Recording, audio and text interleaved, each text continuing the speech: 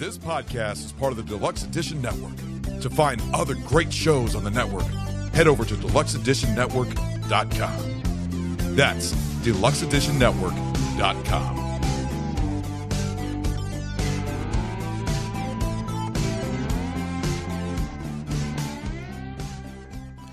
The time is December 14th, 1990, and 15-year-old Charlotte, played by Winona Ryder, is tired of her wacky mom, played by Cher, moving their family to a different town anytime life doesn't go the way she planned.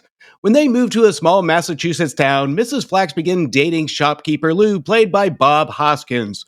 Charlotte and her 9-year-old sister Kate, played by Christina Ricci, in her big screen debut, hope that they can finally settle down. But when Charlotte's sexual awakening and teenage rebellion gets in the way, this family will be forced to face their individual vices and come to terms on what makes a family a family. This week on Back to the Balcony, we discuss the movie and the Siskel and Ebert review of 1990's Mermaids. Gene Siskel and Roger Ebert, two titans of cinematic review. Sometimes right, sometimes wrong, but always captivating.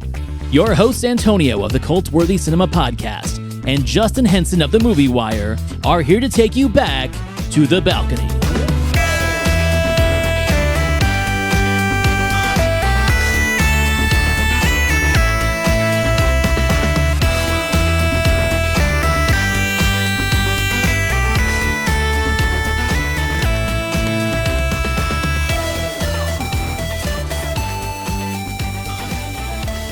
When I added this one to the list, I cruised by it on streaming just randomly, not realizing I haven't seen this movie in years. And I think that when this came out in 1990, I was about 10 years old. And when I went to a rewatch on this one, I kind of realized something, that I was attracted to this movie as a kid from the uncomfortable tones, the confusing topics. There's a lot of hovering subject matter in here that I didn't fully understand. And I think that's what really attracted me to this movie.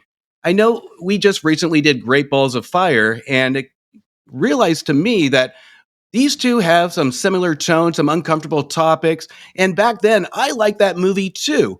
So to me, when I go to a rewatch, and especially with Mermaids, this one really came to terms of understanding all these conflicting topics, all these conflicting emotions, even though Great Balls of Fire in the rewatch didn't really have me impressed. But this one actually did. This one actually gave me more depth to these characters and these chaotic characters, and made me appreciate the chemistry between what a good cast can do with some chaotic material. So the rewatch for me on this one actually was a positive one. Oh, I agree. I like this movie. I've always liked this movie. I think the big thing, if you're going to compare those two, is that Great Balls of Fire is a cartoon. Like, it's nonsense. And she plays a nonsensical character. He plays a nonsensical character, which is a travesty because they're based on real people. Where this is exactly what you just kind of described. Like, it is a story of coming of age, not just for Winona Ryder's character, but for Cher's character. Everyone comes of age, essentially, in this movie. And even though it does have funny moments and comical moments, and maybe I'm going to even say like some surrealist moments at times, it doesn't feel like a caricature of a movie, which it would be really easy if it did, because it is a period piece. It's set in like the 60s. You've got the 60s music. You've got the Phil Spector Wall of Sound music in the background. You've got the beehive hairdos and Cher's magnificent appearance. You know, her hair, her clothing, her costumes, her little finger foods. There's a lot of caricature in the movie, but the movie doesn't feel like a caricature.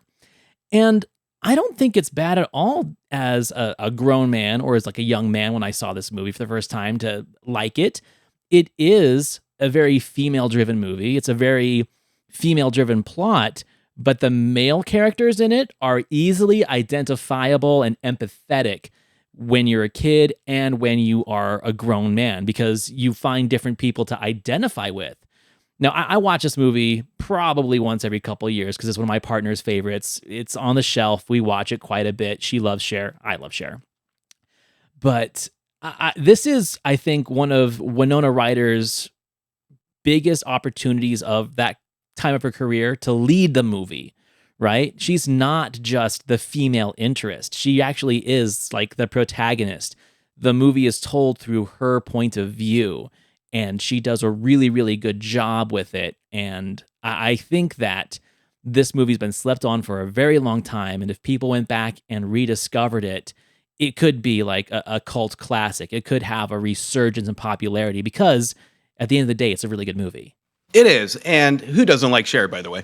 But when it comes to Winona Ryder, this one I think really made her come out of her shell because she can self-identify with this role. It was an honest character. It was one that she was going through at that time, and a lot of other people can identify with what she's going through with coming out of moving 18 times at the time. That was something that was somewhat common at that point when moving from town to town for the most part. It was part of almost the American dream of going to a town to find where you're setting. So going from school to school and discovering yourself with even a mother that doesn't really have the most articulate way of talking to their kids in an honest way without sounding like the cool mom.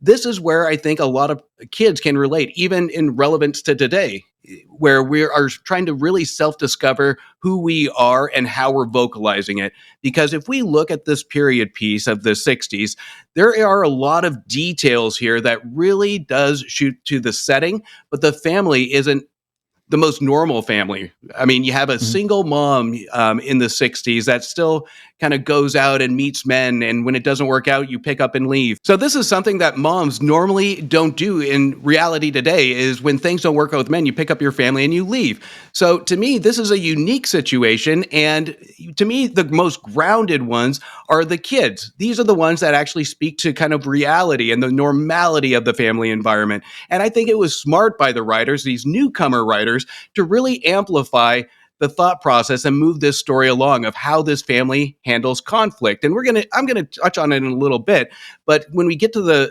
climax, that is the biggest crescendo peak to show what defined and how to sum up this story of who really is the adult and who really is driving this family dynamic. I mean, but we've seen movies like that before where like the parent is in a state of arrested development and it's up to like the eldest sibling or the eldest child to kind of be the mom, be the adult in the room.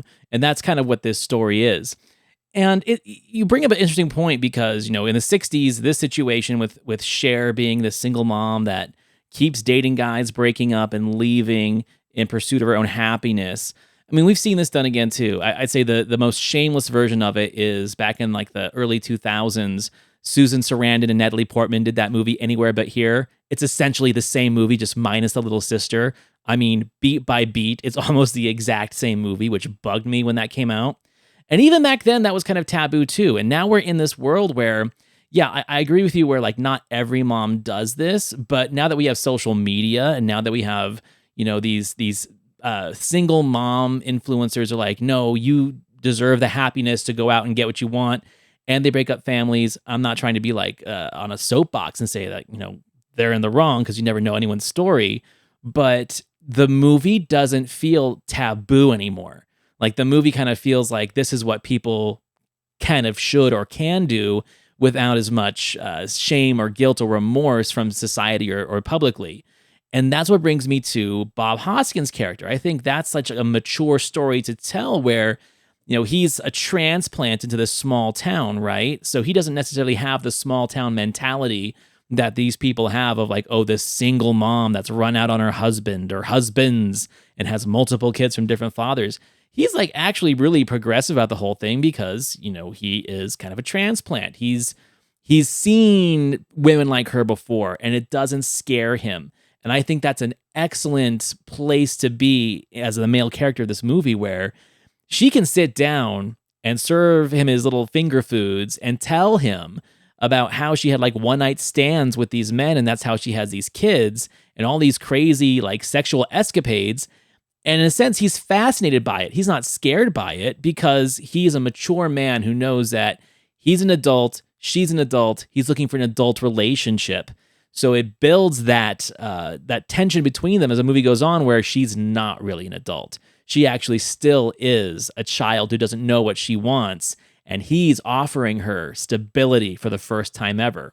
So even though it is Charlotte's movie, which is Winona Ryder's character, it gives us enough drama and suspense, but also investment in these two adult characters that it never feels like a distraction from the main story. It actually feels like it's a complementary piece to it.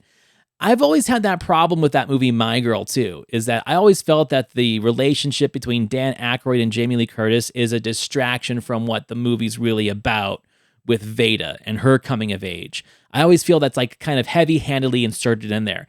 I don't hate it, but I just feel like it's a little heavy-handedly inserted. Where this one, written, directed, and performed, it feels like it's essential to be able to tell the rest of Charlotte's story. And let's not forget Kate, little Christina Ricci.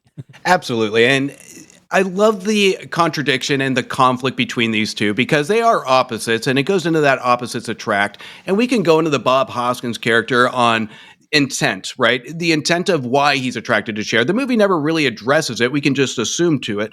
And it could be the attraction of stability, the superhero syndrome of wanting to take care of this family, or is it a real attraction to Cher?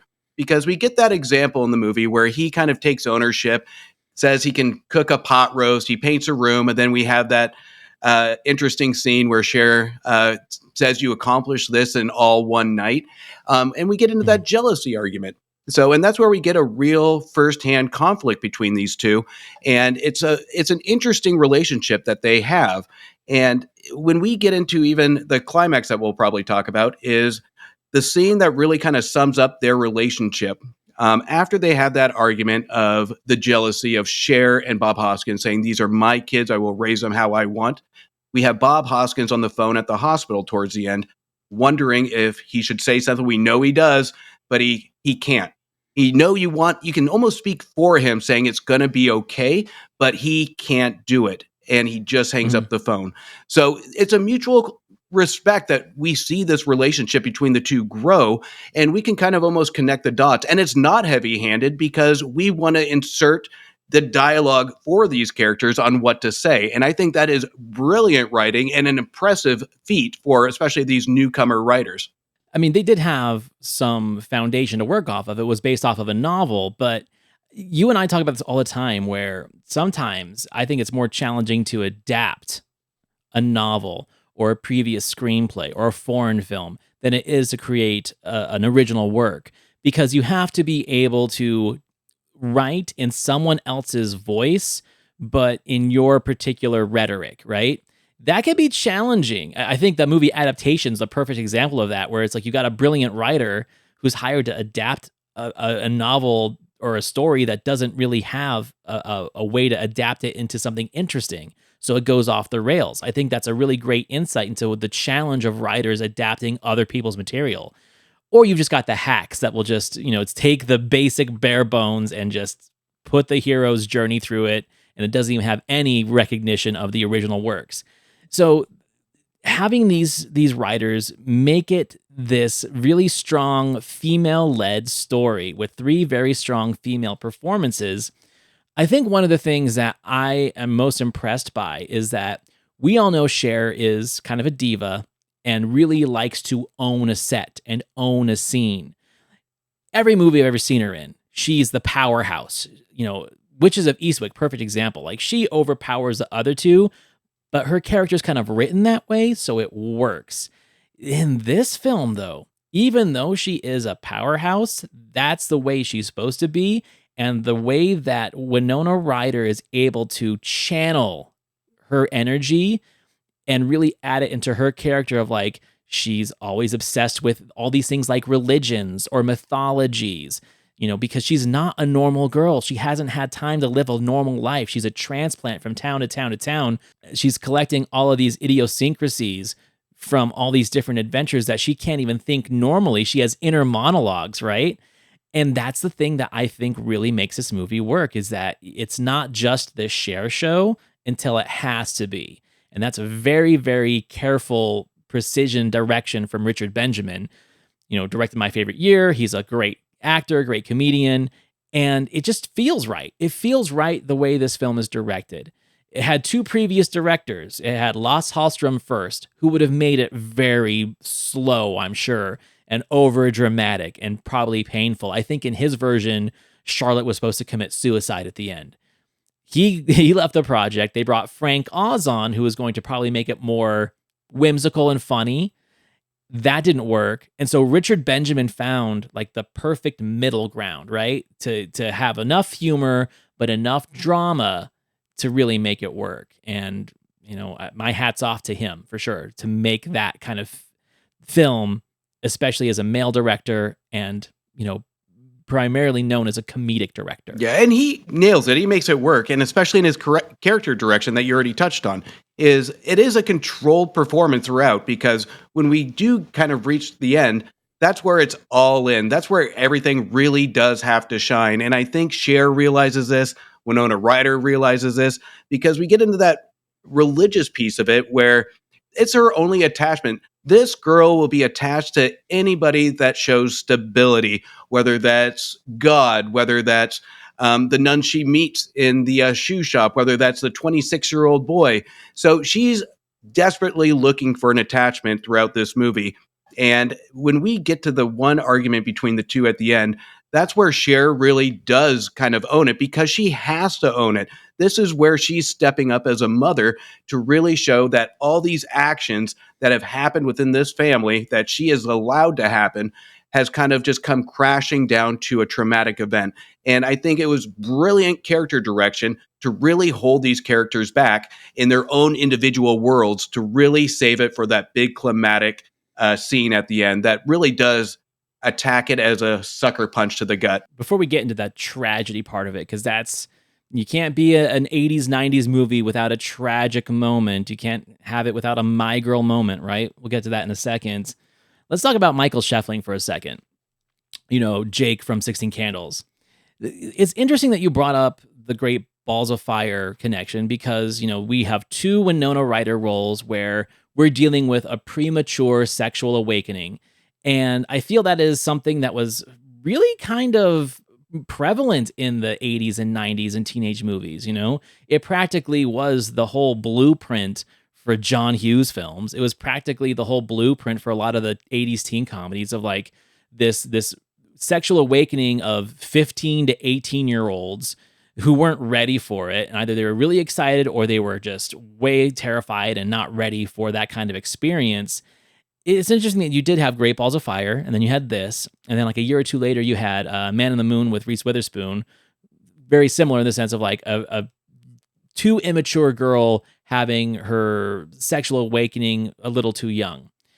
It's uncomfortable when those moments happen, but at the same time, there is almost like a nostalgic quality to it where it's like, we didn't teach our kids about sex back then. We didn't teach our kids about anything but abstinence. And, essentially with the nuns that were, in the area kind of talking to her, she's fascinated with Catholicism.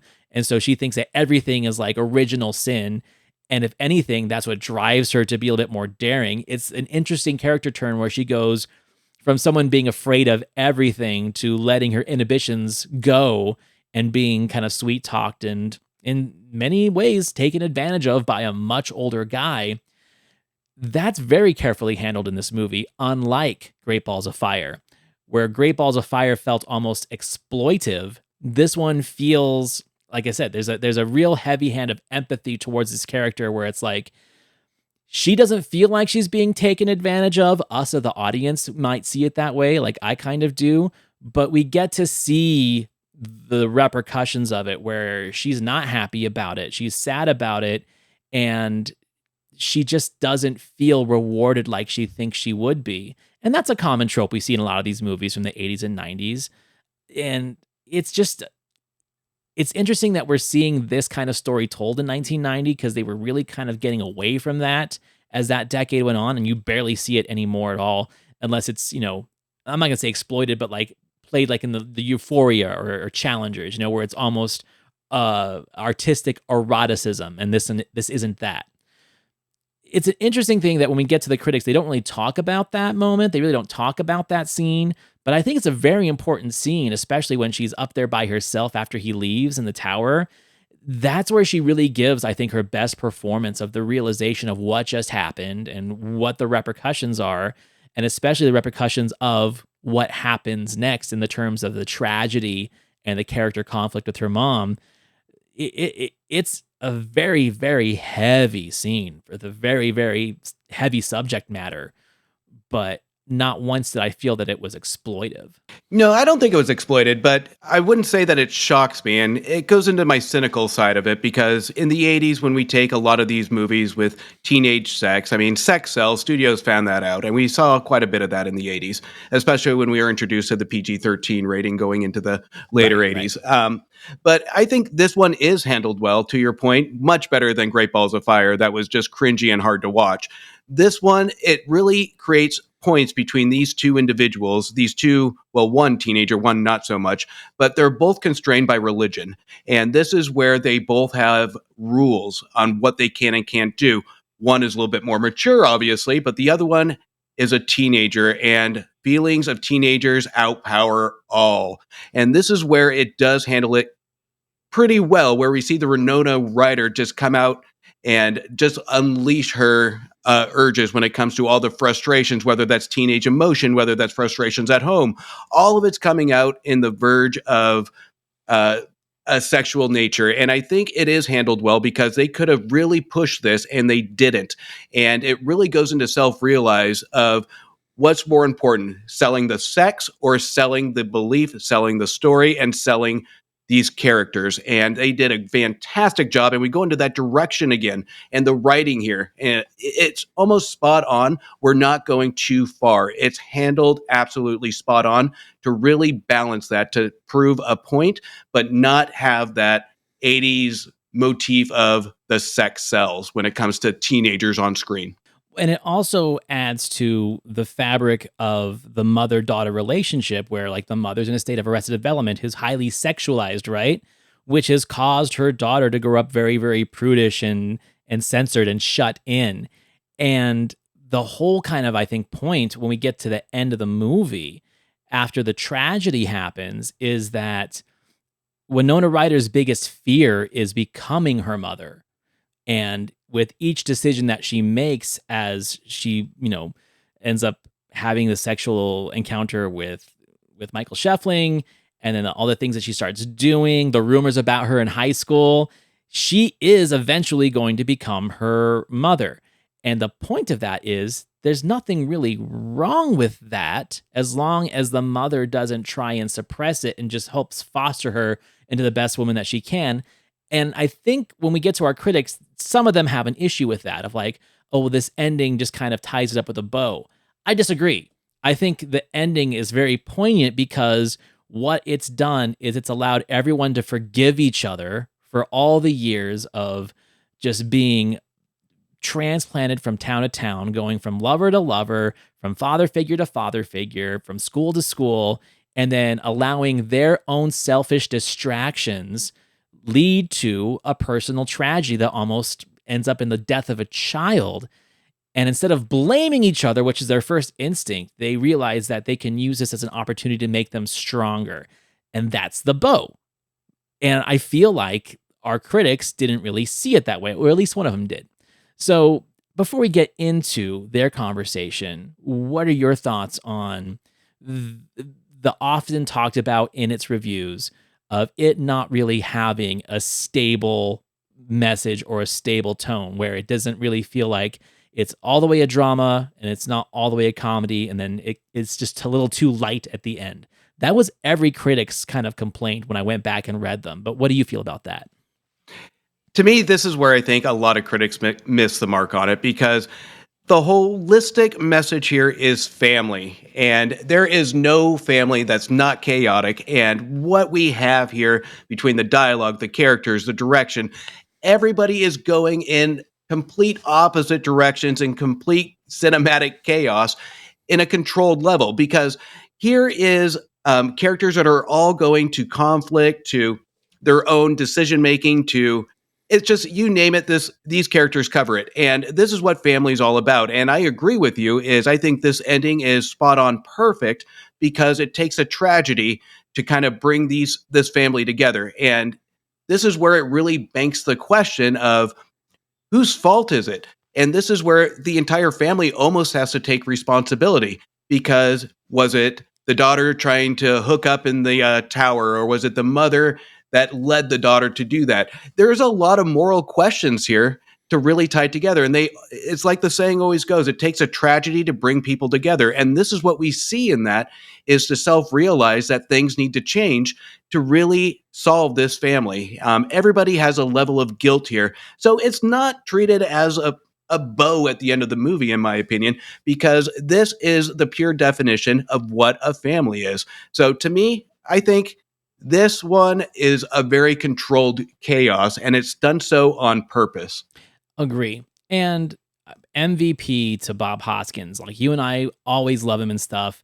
We talked about Mona Lisa being like one of the best movies of 1986. And there isn't a Bob Hoskins role that I don't like. Even towards the end of his life. Just recently, I watched that film Unleashed with him and Jet Li, and he's so good in it. And that's such a good movie, and so many people slept on it. It's like, this guy is a major, major talent. And the fact that he does not aesthetically match Cher at all, that's the point, is that he is so mature and confident in himself, in his small body, with his, bulkiness and his baldingness and running a shoe store.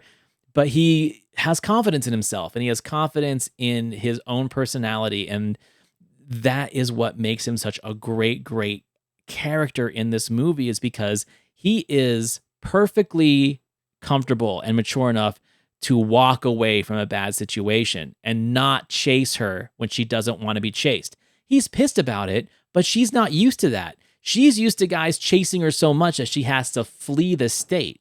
And he's like, I'm just going to hang up the phone. Like, it's such a great moment. And that's like the learning experience for her too. So I'd say at the end of the day, Bob Hoskins is my favorite performance in this movie.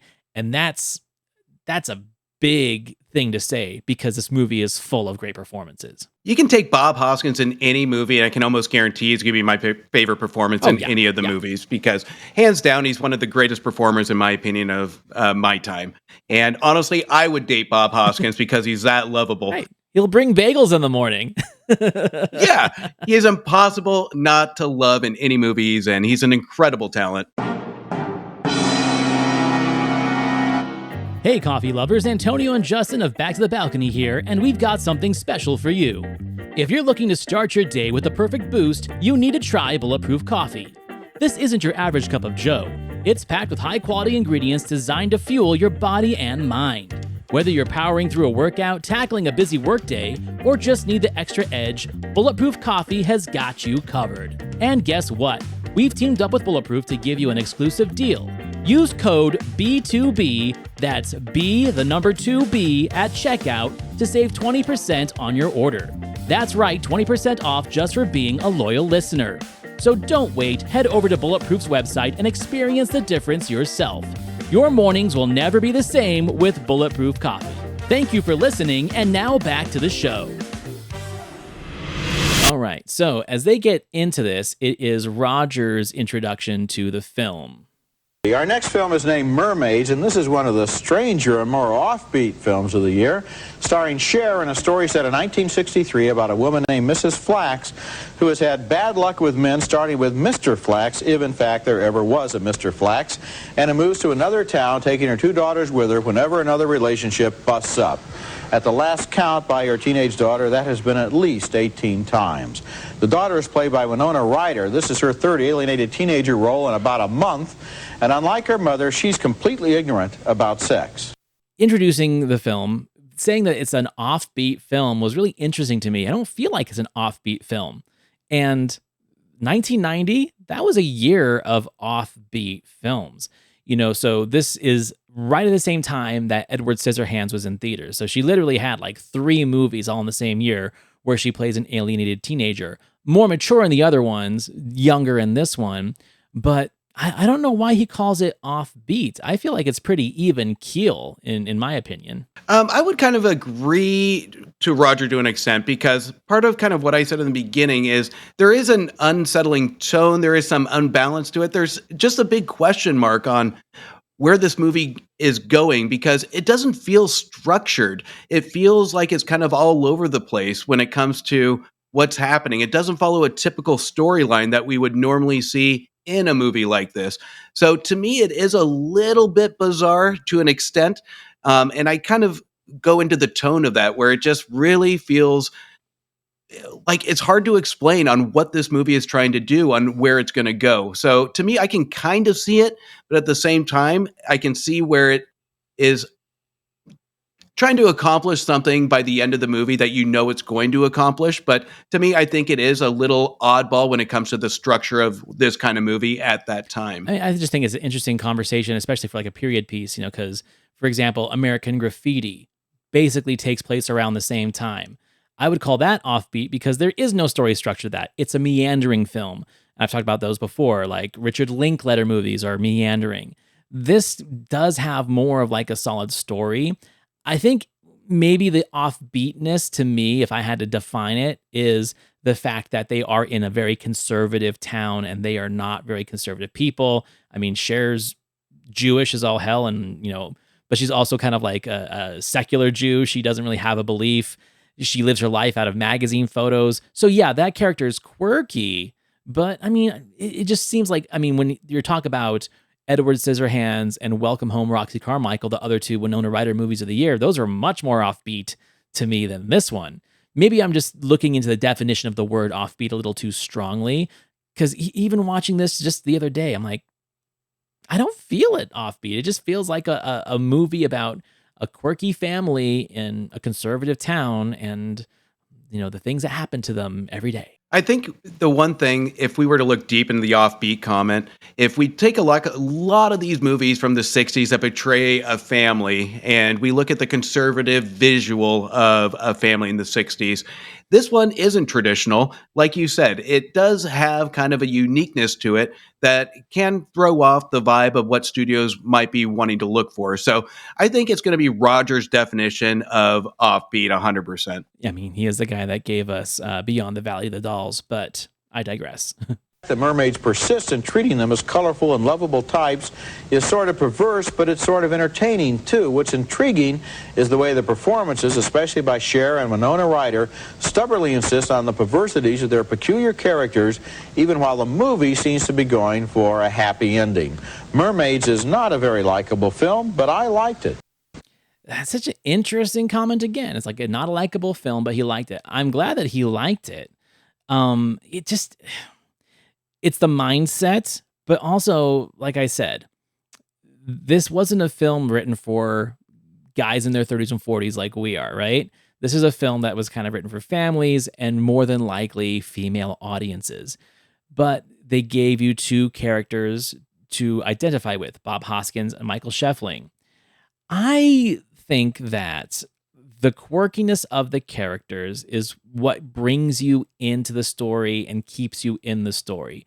Because if these were blander characters, if the mom wasn't interesting, if the teenager was depressed and dull and not having all these weird quirks about fascinations with religions and mythologies and illnesses and things like that, then you wouldn't be as invested through the movie with the story. Like, you have to have quirky characters. We've seen lots of movies like this. Like, Wes Anderson has built a career off of it, essentially. So I get it. And maybe that's the offbeatness he's talking about. But I just don't understand why he says it's not a likable movie. What are your thoughts on that? I think, to me, the unlikable is we're not sure if we're supposed to like this movie. We're not sure if we're supposed to like these characters, because we have that question mark of what characters we like up until Bob Hoskins comes on screen. So the Cher, she's not, first rewatch, I'm not sure if I was invested in this. Winona Ryder, she's so dry, so stiff. I'm not sure if I'm supposed to like that character. So it does have this underlying tone of unlikability because, again, it doesn't paint that picture of the pitch perfect family that we see time and time again. So it's almost like we're drawn to see this movie that really goes for the dramedy piece of it that's supposed to make us feel good. And there's no elements in this movie until you get that incredible music thrown in where it wants to give you that spark of life where you're supposed to feel good. But the characters aren't really there to make you feel good, but to realize that it's a family, and we're looking into this family that has a ton of conflict and a ton of chaos. So I don't know if you're supposed to like it, because that's part of the magic to me of this movie is it doesn't make me feel good. It makes me very intrigued and interested on being a looking glass into this family. But I think that like, there's a trifecta of the three personalities that really make it work for me. If you're not supposed to like them, like you said, you are fascinated by them, where, Cher is the bombastic, straight out of a magazine, bouffant and all that, where Winona Ryder is the more dry, drab, cynical, and then you have the precocious youngster. So there's a person for everybody in this trifecta of who you're going to identify with. And it's funny. I'm sure that people have watched this movie through the ages as they've grown up with it. They probably go through different stages of who they identify with as they see this movie the older they get. Now, identifying with Cher doesn't necessarily mean it's like, okay, well, this is a healthy person to appreciate and identify with. No, she's kind of a mess. She's very much a mess. But I think that mess represents the mess that's in all of us. And some people are just better at suppressing it. And then there's people that embrace the mess and turn it into their whole personality. And I think that's what her character represents. So again, I think this movie is definitely like a litmus test to your life, your experience, and your personality style. Because let's say if you're a person that doesn't like being in a room with a chatty group of people, then you will not like this movie, because that's what Cher is. Like, Cher is the person that goes into the room and just chats everyone up as if she's known them for years, and it's off-putting to some people. But you also might be fascinated by that kind of personality because you're not that way. You're like, oh, wow, I wish I had the confidence just to go out and do that. That's, I think, where the brilliance in the writing and the directing is like it becomes a litmus test for the audience. And that's what grabs you, man. Like, we talk about it all the time. You can just play a movie from start to finish, and if you're not doing anything to challenge us as the audience, if you're just telling us the same damn story over and over again with just different paintbrushes and different actors, we don't care. But you give us characters like this and performances like this that make us wonder why it makes us feel uncomfortable or why we are excited by it. That's when you're reeling the audience in. And I think that's an art that people have lost when it comes to especially studio films.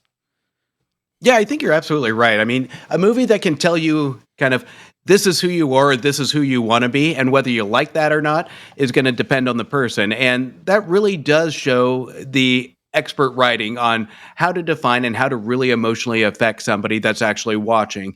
And then you have those that won't be affected at all, that are more sociopaths. Right. But at some point, you're going to connect with one of these characters, as you said. But whether that's going to be a good feeling or a bad feeling, I think good old Roger might have had a couple of off-putting settings on some of these characters. So, because he is almost an introverted guy when it comes to the way he defines who he is. So he's a very private guy to an extent. So to me, I think this one really did strike almost a chord with him on, I know I shouldn't like some of these things, but overall, the movie has some great elements to it to really have some likability. It all comes together. And I think that's what he is expressing in kind of that summary of the comment. Well, he's always been better. And we've said this now for 28 or 29 episodes now. He's always better at taking the lead that the filmmaker is giving him, right? Like the filmmaker says, this is what I'm challenging you with this movie. These are the characters I'm giving you, and they are supposed to be challenging. You're supposed to work for your entertainment, and you're supposed to be drawn into this story and this experience and not just sit and watch a movie. And Gene always has had a problem with that, and he says it right here. I didn't, Roger, and I think it's just what you said, that it portrays these people as colorful and lovable. Everybody has the snappy repartee. I know that obviously parents and children have problems, but why not play this for real? We have really fine actors working here, but I just thought that everything was wrapped up in a sweet Hollywood script writing bow, if they just had a natural moment, if they just relaxed one time, if she didn't make the breakfast entrees and all these cute little fun foods, I mean, can't they just have a natural moment? Well, I don't even object to the fun foods. I think that's kind of a character detail. It keeps coming on and over. It's played 4 or 5 I think what we times. have here is Hollywood's inexorable push toward imposing a happy Huge. ending on material where it's totally inappropriate. Now, what I liked about the movie is that the characters, Mrs. Flax and her daughter, played by Winona Ryder in particular, go their own way. They make their own movie, which has truth in it, even while Richard Benjamin, the director, and presumably the screenwriters, are going a different direction in order to give us this kind of sitcom-y resolution that doesn't have anything to do with who these people are. Winona Ryder is a really fine talent. She's in Edward Scissorhands right now. She even was the best thing in Welcome Home, Roxy Carmichael, a pretty bad film. But boy, she's really saddled, I think, with a really cutesy pie script, the same for Cher. So, Roger liked the movie, but I disagree with his closing statement that Gene essentially agreed with, and that is that this feels like they have a Hollywood-infused mission to put a bow and a happy ending on a movie that shouldn't be happy. They almost like they wanted it to end in tragedy. And I disagree with that. I think that yours and my example that we said earlier on in the episode, where the tragedy has to happen for them to finally come together. And here's the thing. We don't know they're going to be happy forever. We just get to see a moment of happiness between the three of them, right?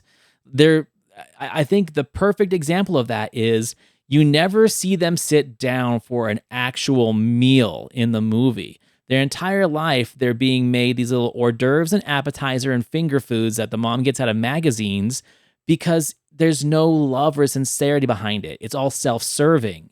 So when you see an actual real meal and them preparing it and them sitting down and them having the family experience, that's the ending, is the family experience that they haven't had for all the years they've been together. That's not a happy Hollywood ending with a bow on it.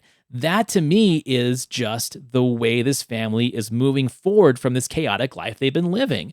We don't know the future. There's probably a lot of shit they're going to talk about in the next several years about, hey, remember how you almost killed your sister? Remember when you lost your virginity in the bell tower to that weird gardener dude? The trauma's still there. We just get to see the moment of, we deserve this family moment that we haven't had in our lives. Well, and it's not like Cher at the end is making a pot roast, setting candles up for a family dinner. It's still the junk food, family finger foods that she's setting out at the end. So it's not like a huge drastic change. They're just it's a start. They're moving on. It's a start. And what really bugged me about this was when he makes the comment, if they just had one normal conversation. And when that comment is landed, I'm thinking back, and I watched this review before I rewatched it, and I'm watching this movie full of natural conversation. There's a scene that we have toward when they first move, that they first enter the shoe store, where Winona Ryder has her boots on and Bob Hoskins questioning, and Cher just brushes Bob Hoskins off as just leave it alone. Right. That is normality. These are some simplistic normality pieces that a mom or a father or a parental figure will do. It's a teenager, just leave it alone. There's a lot of normality to this, and it kind of frightens me to a piece of it that the vision between normality and what's on screen is very confused here on this review, because again, we shouldn't have this picture perfect family, and we don't have this picture perfect climax at the end. Why does everything have to end in tragedy? Because there's some dramatic elements in it. And to me, I don't think it's really cartoonish. I don't think it's really comedic. I think it's a really good balance of how the family really grows to this point in the end. And like you said, we're not going to see their entire life. This is just a seed, and this is just the plant of what this family is going to do next. It's a closing climax to sum up this family on where they've been and where they are at that moment. So to me, it kind of drives me a little bit nuts with that kind of comment. And to me, Roger loses a little bit of more points for it, that he doesn't go deeper into this review. So this is the thing that I wanted to ask you, because like I said, I do not consider myself a critic at all, because I just appreciate way too much about the challenging aspects of film and the, well-performed and well-delivered aspects of cinema. Sometimes I feel like, depending on when they came back from vacation or what the year was like or what their season they were in, I feel like they create like this base level of cinematic expectation where if they're asking for more natural or normal performances, well, then maybe they saw some more natural, normal movies that didn't have quirks, that didn't have interesting characters. And then they start kind of basing their criticism off of where that is on that medium level. Because there are other years or other decades that we watch these reviews where they're watching pretty much nothing but art house cinema, or when Miramax came out, forget about it. We have all these new varieties of filmmakers and styles and genres, and they have to adapt to that. So when I think about 1990, like we're a year or two away from like major blockbusters, right? Where everything's changed, CGI and big action movies and big war epics and westerns, things like that, where we're still kind of in this transitionary stage of going out of the 80s into the 90s and not knowing where we're at cinematically. And I feel that is kind of what creates this opinion they have, is they just are in this weird pattern of movies that are being released and of films that are coming out from directors that don't know what the next decade's bringing, but they know they want to get away from what the previous decade had. And so I think that's what kind of creates this discontent between the two of them of why this movie makes so many of us feel good about it, but why they have the same opinion, but on two different playing fields. Where Roger likes the fact that it's an unlikable movie, but he likes it. He likes what it's doing. And then Gene doesn't. They're saying the same thing, just on two different ends of the spectrum. Let's look at when the movie came out. It's December. We have all these feel-good movies, these holiday movies, to the point where this confuses on what they really want. And even fast forward, I think it was 8-9 years later when, I'm going to use a horrible example, Stepmom came out during the same holiday season. This review almost mimics that one, where it comes to a formula. They gave a little bit more positive, I think Gene did, when it comes to the Stepmom review. But that one was cookie cutter structure, try and make you cry, make you feel good, make you cry. This one isn't structured. So when it comes to this kind of genre, the comedy drama, he doesn't know what he wants, because more often than not, if you're a dramedy or a comedy, you're really not going to be on a winning playing field with Gene Siskel, because you have to have that in depth. You have to have you have to catch him in the right mood at this time. And if it's especially being released in December, you're not going to get a good review. And I'm sad to say, even at times from Roger Ebert, because there's so many movies that come out full of fluff. There's so many movies that come out during this time full of feel-good moments, that you have to measure that, it seems like, when you're doing movie over movie review, to those. That's your baseline. Was it better than the family make you cry movie from last week compared to now? That's your baseline. And again, we've talked about this before, where that's kind of where you're on an unfair playing field when it comes to movies, is you have to have that comparison. And it's, to this movie coming out in December, it's an unfair element. And we talk about Roger's point of he doesn't like it, but he does like it. And that's where you kind of get that weird moment, because the release date is in Christmas, and this isn't one of your feel-good Christmas movies. Well, I think that Roger loses credibility in this particular conversation, because instead of standing by the fact that he liked this movie and defending his opinion, he somewhat tries to justify what Gene is saying about, like, well, this is just Hollywood trying to do this and trying to wrap it up in a pretty bow and infuse their formulaic structures into this movie, so it doesn't feel as... It's almost as if he wanted this to be like some kind of French art house film or Swedish film that has more of a tragic ending. And it's funny because we have a film coming up in a few weeks that was a French film first that got remade by America, and it totally doesn't work. I feel this is the opposite. I feel like he loses points because he justifies Gene's opinion and not standing up for his as much. And so when they kind of agree at the end but disagree, it just feels like an incomplete review. I almost feel like I know less about the movie coming out of this conversation than if I hadn't watched it at all and just saw the movie going in raw. It's a really vague review between both of them. There's no real reason why. And I've told you before, that's what drives me nuts about reviews. There's no why to it. Why should I spend this money? Why should I invest my time? And they go back and forth on just vague arguments. And Roger doesn't really have a strong argument because he's even unsure of why he liked it, Right. except for the performances. He gave kudos to the performances. And it's okay to say, see this movie for the performances, but it never lands in this review. And that's why this one is probably the most vague Roger Ebert review that we've seen from that year of 1990, because there should be a justifiable reason, because this has a strong cast.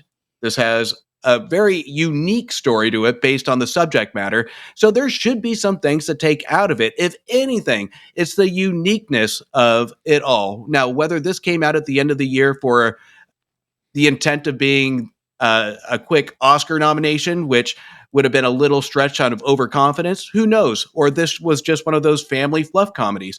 So the intent of maybe the frustration of where Roger was and where Gene was they didn't know where they wanted this movie to land, whether it's Oscar or fluff. So to me, it lands perfectly in the middle, where it's going to separate audiences to give something a little different from the art house and from the holiday fluff, to give something of normality to the average film goer, to see something a little bit different and something engaging with Cher and Winona Ryder. That was a hot ticket at that time. And I think at the end of the day, maybe this film is obscure to the later generations. You know, maybe millennials and Gen Z don't know about this film that much, but early millennials and Gen Xers, they love this movie. It has a cult following.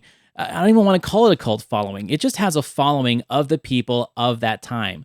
When you were old enough to either see it in the theater or rent it at Blockbuster or maybe have it pop up on cable, it stuck with you. It was just one of those movies that stuck with you. I think the tragedy that happens in the movie is a big part of that. Like, oh my God, that scene's coming up.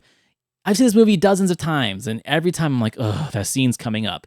Just that emotional response in a film, especially when you see this at the right age, is enough for it to make an imprint in you. And I really don't know anybody that's my age or around my age that doesn't like this movie. Maybe it doesn't have my girl clout, but it's not far off. It definitely has a very strong following. And hopefully people watch this episode and go and visit it, because you'll see why. As it should have a following. I mean, it's a great watch. It's a great kind of rewatchability to it is amazing. And that tragedy at the end is gut-wrenching every single time. You know it's coming, and you just kind of clench your fists hoping it doesn't. But I will say that young Ricci can hold her liquor pretty well when she's taking those back. But kudos to her for that. But to me, I think this one, if you haven't seen it, you need to watch it, because it is unique enough, it is real enough, and no matter what our critics say, it is real enough when it comes to the dialogue and the performances from an absolutely fantastic cast. Right. So for me, my critic, Mr. Gene Siskel, gets a solid D on this one. Again, like, this isn't a matter of him not getting on the fun bus, like I've used that analogy on several episodes in the past. This is him, again, we've talked about this before, wanting something out of a movie that the movie isn't prepared to give him. He sees it's a coming-of-age story set in the 60s with Cher, Winona Ryder.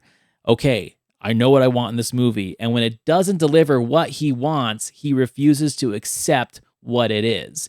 And I just don't think that is a good stance for a critic to be giving a critique, a review, or an analysis of a film when you go in with that kind of bias. So he gets a D from me. And that's fair. Ebert, even though I think this one I'm going to be a little harsher on him because of the main elements of he vocalizes points, but he never says why. It's just the most vague review, and he doesn't really defend it because he can't, because he doesn't know why. The only kind of credit I will give him is he does shout out one of the strongest points of the movie, which are the performances. So for me, if you can't review a movie and say why, that's not going to be appeasing to those watching to want to buy a ticket, and I'm going to give him 1.5 stars. Yeah, when you have 2.5 minutes of discourse and you can't come to a conclusion on why you should or shouldn't see this movie other than, I just didn't like it, or I liked it and I can't tell you why, it doesn't do it. It doesn't deliver in what you were paid to deliver to your audience. All right. Well, I love this conversation. I loved rewatching this movie. And moving on to next week's episode, we are doing an audience request. Josh Scar of Talking Smack requested that Justin and I revisit the film and the critique of Steven Spielberg's Hook. That's going to be a very interesting conversation, I assure you. So we will see what happens then. In the meantime, I'll post stuff on Twitter and on Instagram of what our listeners and our audience thinks about that movie. If they have any thoughts, if it's changed, maybe it was a ride or die film for you when you were younger and now you're like, we want to know about it, because this really is kind of like an important film for us and our generation. We saw it in the theater. It's Robin Williams. You can't speak ill of Robin Williams, but we'll find out what our audience says and what our critics say next week. Some of the most memorable episodes of Siskel and Ebert, this one falls into, and I can't wait for this discussion. Whew, absolutely. So as always, please jump on your favorite pod platform, give us a like, a subscribe, review us, share us, follow us on YouTube. You can send your listener requests to us on Instagram, either at me, Antonio at The Cultworthy, or over to Justin at The Movie Wire Show. You can also visit the website at thecultworthy.com under the Back to the Balcony page to see all of the episodes on YouTube and any listener feedback. We want your feedback. And once again, thank you for listening. Thank you for watching, and we'll see you next week. See you next week.